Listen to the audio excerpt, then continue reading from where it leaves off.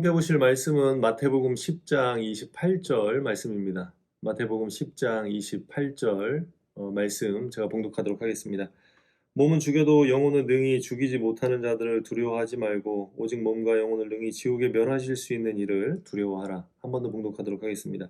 몸은 죽여도 영혼은 능히 죽이지 못하는 자들을 두려워하지 말고 오직 몸과 영혼을 능히 지옥에 멸하실 수 있는 이를 두려워하라. 아멘. 예수님께서 이 땅에 사역하시면서 굉장히 싫어했던 부류가 있었습니다. 저희들이 잘 알고 있는 바리새인들인데요. 예수님께서는 바리새인들을 이렇게 평가하십니다. 외식하는 자들이라고. 그래서 제자들에게 외식하는 바리새인들을 닮지 말라고 이렇게 말씀을 하시죠. 외식이라는 것은 신앙생활을 하면서 하나님보다 사람들을 더 의식하는 그러한 신앙의 모습을 의미를 합니다. 그러니까 신앙생활을 하면서 어떠한 판단과 또 결정과 또 보여지는 그 모습이 하나님 때문에 그렇게 하는 것이 아니라 사람들 때문에 그렇게 하는 것을 의미를 하는 것이죠. 신앙생활이라는 것이 무엇입니까? 보이는 사람들에게 잘 보이기 위해서 하는 것이 아니라 보이지 않는 하나님 앞에 온전하게 살아가기 위해서 하는 것이 신앙인의 그러한 삶 아니겠습니까? 그렇기 때문에 저희들은 사람들도 중요하지만 더 중요한 것은 하나님께서 나를 어떻게 판단하시는지 그것에 더 집중해야 된다는 것이죠. 그래서 사람을 더 의식하면 외식하는 사람들이 되는 것이고요. 하나님을 더 의식하게 되면 그 사람은 참 신앙인이 된다는 것을 저희들은 기억해야 된다는 것이죠. 그래서 오늘 이 본문의 말씀에 보면 외식하는 자들을 두려워하지 말라는 이유는 그들은 우리의 영혼에 어떠한 영향을 미칠 수가 없습니다. 혹시나 저희들의 몸에는 어떠한 영향을 끼칠 수 있을지 모르지만 저희들의 영혼에는 하등 영향을 미칠 수 없는 그러한 존재들인 것이고 반대로 하나님께서는 저희들의 육신뿐만 아니라 영혼까지도 영향을 미치실 수 있는 그분은 하나님이시기 때문에 저희들은 이러한 하나님을 두려워하는 것이 마땅하다는 것이죠. 저희들에게 육신에 영향만을 끼칠 수 있는 이 사람들을 두려워하는 것이 아니라 저희들의 육신과 또 저희들의 영혼까지도 멸하실 수 있는 정말로 저희들이 하나님을 두려워해야 되는 이유가 그래서 사람이 아닌 하나님을 의식하고 살아가야 되는 것이 바로 여기에 있다는 것이죠. 그래서 오늘 이 말씀을 통하여서 구약에 나오는 두 사람을 비교를 하면서 외식하는 사람과 그렇지 않은 사람의 모습을 한번 살펴보려고 합니다. 성경에 보면 구약에 두 사람의 인물을 소개할 것인데요. 첫 번째로는 이 요셉이라는 사람입니다. 요셉은 어떠한 사람입니까? 야곱의 아들로 태어나서 형제들에 의해서 애굽으로 팔려가지 않습니까? 그래서 이제 노예 생활을 하게 되는데 그 보디발의 집에서 노예로 이렇게 살아가는데 보디발의 아내가 요셉의 준수함을 보고 요셉을 계속 유혹하지 않습니까?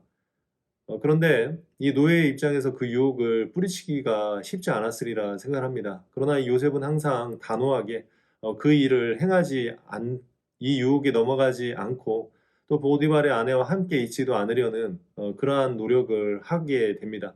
어떻게 보면 아무도 없는 그곳에서 그 여인과의 어떠한 그 관계가 사람들은 모를 수 있는 그러한 상황이었다는 것이죠. 그러나 이 요셉은 결코 그렇게 하지 않았다는 것입니다.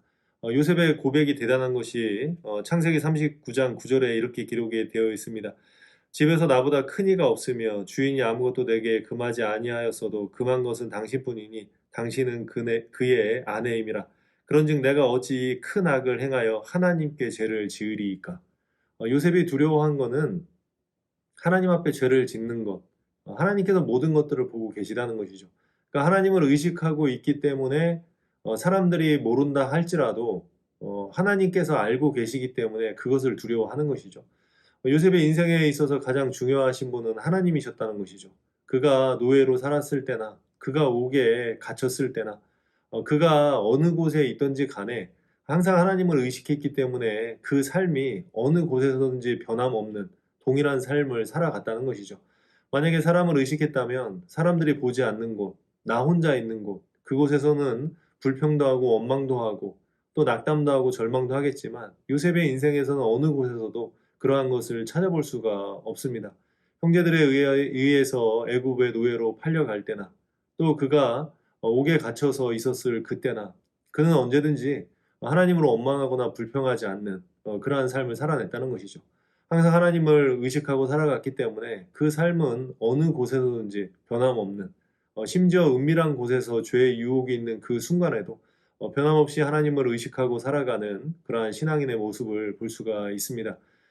사람을 의식하는 외식하는 신앙인이 아니라 하나님을 의식하는 참 신앙인이기 때문에 그가 어느 곳에 있었든지 간에 이러한 모습을 유지할 수 있었다는 것이죠. 또 두 번째로 살펴볼 인물은 저희들이 잘 알고 있는 이스라엘의 초대의 왕인 사울입니다. 사울이 여러 가지 이제 실수들을 하게 됩니다. 그 중에 하나, 사무엘상 15장 22절의 말씀에 보면 저희들이 잘 아는 유명한 말씀이 나옵니다. 순종이 제사보다 낫다. 저희들이 잘 아는 말씀이지 않습니까? 이 사건의 배경은 하나님께서 이 아말렉을 모두 다 진멸하라고 이렇게 이야기를 합니다. 그러니까 남녀노소를 막론하고 모든 짐승까지 하나도 남김없이 전부 다 진멸하라고 이렇게 말씀을 하십니다. 근데 사울이 아말렉과 전쟁을 하고 승리를 한 후에 아각과 또 그가 가지고 있었던 소유 중에 좋은 것들, 좋은 소, 좋은 양, 예, 그런 것들을 진멸하지 않고 남겨두게 됩니다. 왠지 그것이 아까웠기 때문에 그렇게 했겠죠. 예, 그 일로 인하여서 이제 책망을 듣게 되고 그때 나온 말이 순종이 제사보다 낫지 않냐. 이제 사무엘이 이러한 이야기를 하게 됩니다. 사무엘이 사울을 책망할 때 사울이 이러한 이야기를 합니다. 사울이 사무엘에게 이르되 내가 범죄하였나이다. 내가 여호와의 명령과 당신의 말씀을 어긴 것은 내가 백성을 두려워하여 그들의 말을 청종하였음이니이다. 백성을 두려워했다고 이렇게 이야기를 하고 있습니다. 그러니까 하나님보다 사람을 더 두려워했다는 것이죠. 하나님의 명령을 어기는 것보다 사람들에게 미움받는 것, 그 사람들이 나를 어떻게 평가하고 그 사람들이 나를 싫어하는 것, 그것을 더 두려워했기 때문에 이 사울이 범죄를 하게 되었다는 것이죠. 하나님의 명령보다 사람을 더 의식하는 것, 그것이 외식 아니겠습니까? 결국 그래서 그 결과가 어떻게 됩니까? 사울은 하나님으로부터 버림을 받게 됩니다. 하나님을 의식하기보다 사람을 더 의식하는 사람들, 그 사람들은 하나님께서 결코 인정하는 그러한 삶의 모습이 아님을 저희들은 기억해야 된다는 것이죠. 외식이라는 것이 무엇입니까? 하나님보다 사람을 더 두려워하는 것. 그래서 내 모든 초점이 사람들에게 맞춰져 있는 그러한 것을 외식한다고 이렇게 평가를 하는 것입니다.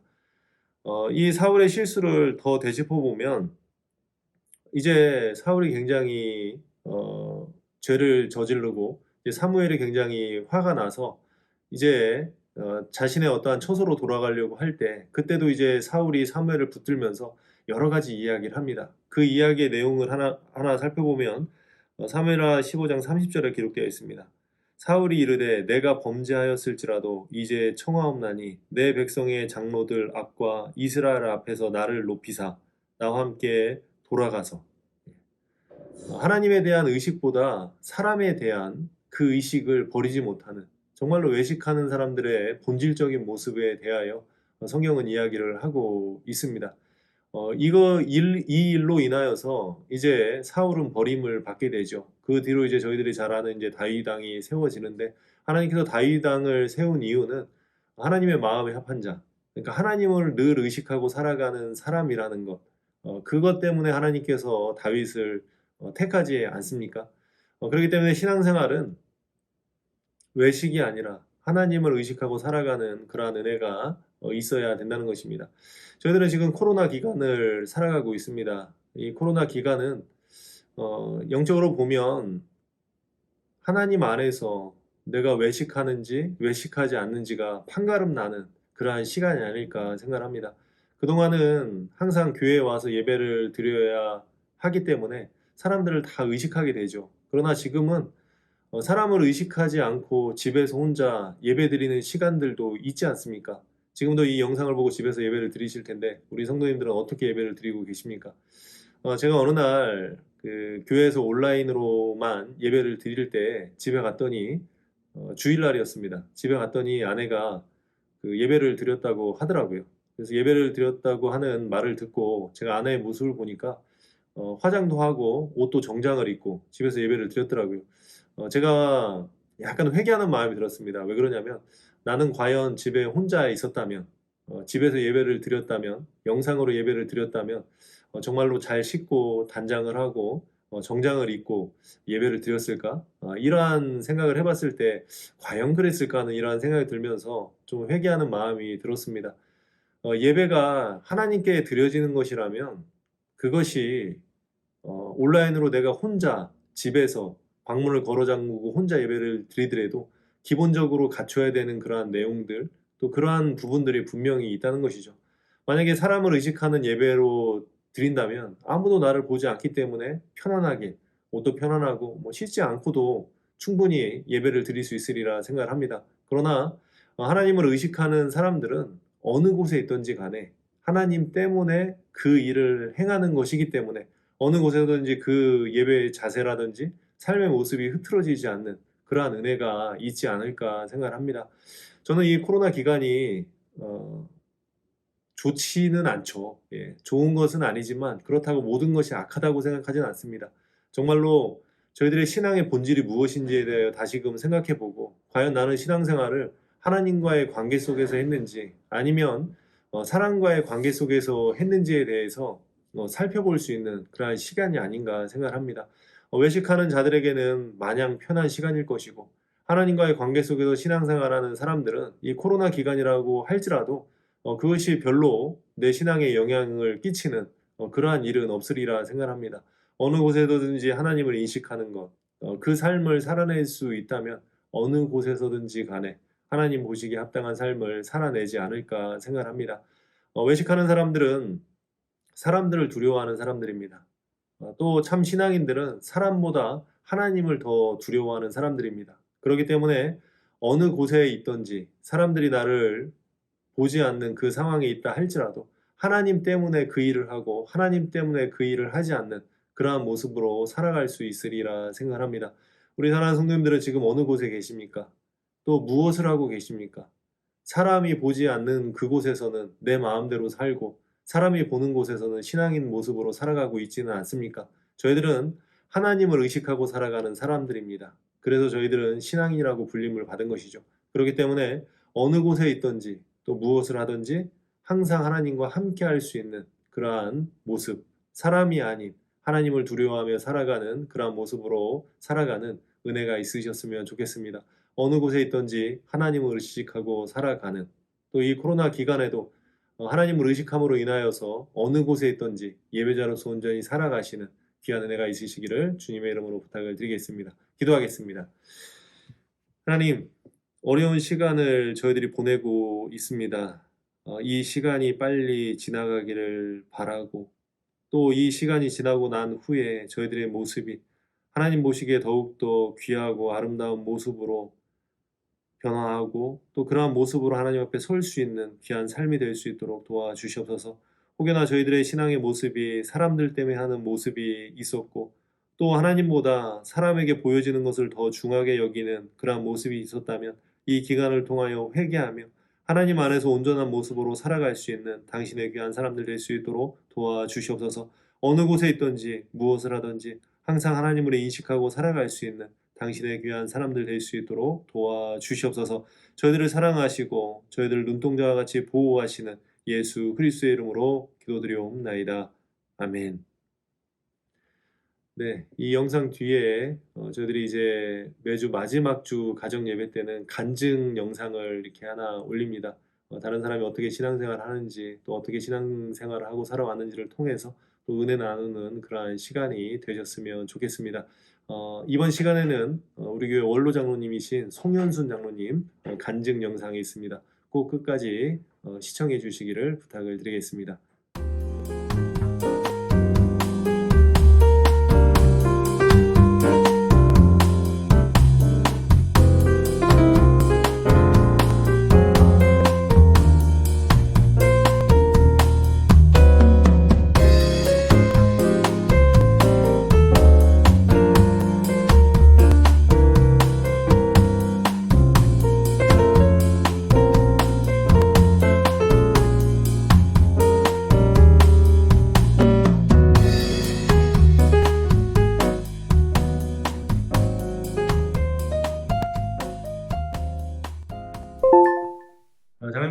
안녕하세요. 오늘은 이제 세 번째 가정 예배 그 간증 시간입니다. 오늘 이렇게 만나게 될 우리 장로님이신데 장로님께서 자기소개 한번 해주시면 감사하겠습니다. 예, 저는 제6구역 만수 시흥석에 속해 있는 원로장로 송현순 장로입니다. 1938년 5월 8일생입니다. 장로님 감사합니다. 이렇게 참여해 주셔서 감사의 말씀을 드리고요. 지금 코로나 기간이라 신앙생활 하기가 쉽지 않으실 텐데 장로님 어떻게 지내고 계시나요? 예, 그렇습니다. 요즘은 참 코로나 때문에 5명 이상 모임도 금지되고 가족들까지도 모이는 것이 참 힘듭니다. 그래서 신앙이 해이해질까 봐 굉장히 어려운데, 그래서 저는 교회에서 하여튼 새벽 기도는 꼭 참석하고, 그 다음에 집에서는 신앙을 잃지 않기 위해서 가정 예배 8시에 드리는 거, 그리고 남은 시간에는 성경을 보며 기도하는 그와 같은 일정을 하고 계속 지내고 있습니다. 네. 장로님, 제가 알기로는 우리 장로님 장로 안수를 굉장히 일찍 받으신 걸로 이렇게 알고 있는데 장로님 언제 받으셨나요? 예, 제가 그 30대 때 장로를 일찍 받았습니다. 1972년 2월 10일에 인천 동지방에서 장로를 받고 화덕교회로 파송돼서 지금까지 장로직을 감당하고 있습니다. 네. 이게 일찍 안수를 받으셨네요, 장로님. 장로님은 교회 안팎으로 많은 활동을 하신 것으로 알고 있습니다. 중부연회 장로회 회장님도 역임을 하셨고 또 전국 원로 장로회 회장님도 역임을 하셨는데 특별한 원칙을 가지시고 이런 활동을 하셨는지 궁금합니다. 네, 저는 원칙으로 평생 단체를 이끌어 간다는 게 쉬운 것은 아닙니다. 그래서 저는 제가 뭐 잘나서가 아니고 하나님께서 저를 도구로 쓰셨다고 생각해서 하나님의 뜻에 합한 일을 하자. 주님이 기뻐하시는 일이 뭘까? 그러면서 주님이 기뻐하시는 일만을 위해서 제가 열심히 최선을 다한 것 같습니다. 그래서 아무래도 공동체에는 정말 모두가 합력해서 서로를 이루하는데 그 많은 사람들이 함께 한다고 하는 게 굉장히 어렵습니다. 그래서 제가 이제 바닷물이 왜 썩지 않느냐 그것을 생각해 봤더니 3%의 염분 때문에 바닷물이 썩지 않는다고 그래요. 그래서 공동체 생활에도 전체가 다 수는 없지만 그 소수의 일원이라도 하나님의 마음에 합한 자들이 힘을 합해서 하면 된다고 하는 그런 원칙을 가지고 열심을 다해서 했습니다. 장로님 이제 여러 가지 활동을 하시면서 많은 일들이 있으셨을 텐데요. 가장 기억 남는 일이 있으시다면 좀 말씀해 주시면 감사하겠습니다. 장로로서 가장 기억 남는 일은 우리 감리교회가 세습이라고 하는 그 제도가 계속되는데 이 세습에 대한 것을 법을 고치기 위한 입법에서 그것을 최초에 발의한 게 저입니다.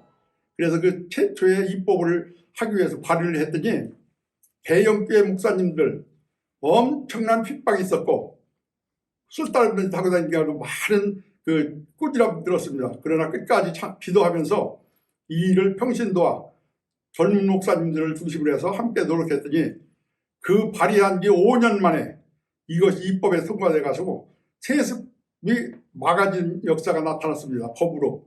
그래서 이것이 가장 제게 그 보람된 일이고, 또 한 가지 교회적으로 볼 때는 우리 화덕교회 이 본당을 지을 때 참 많은 어려움이 있었습니다. 교인도 약했고 그때는 정말 가진 것도 없었고 그랬지만 기도하면서 이 화덕교회 본당을 지었던 것이 제일 그 뿌듯한 그런 기억에 남습니다. 그 인생이라는 것이 매 순간 최선을 다해야 되는 것이지만 또 막상 지내놓고 보면 여러 가지 아쉬움이 남을 때가 있습니다. 장로님으로 헌신하시면서 아쉬움이 남는 일이 있으신지요? 뭐 조금 더 열심을 냈으면 했던 일이 있으신지 말씀해 주시면 감사하겠습니다. 예, 제가 장로로서 재직하면서 감리교회적으로는 그 부정선거하면서 선거 때문에 그 후유증이 참 많았습니다.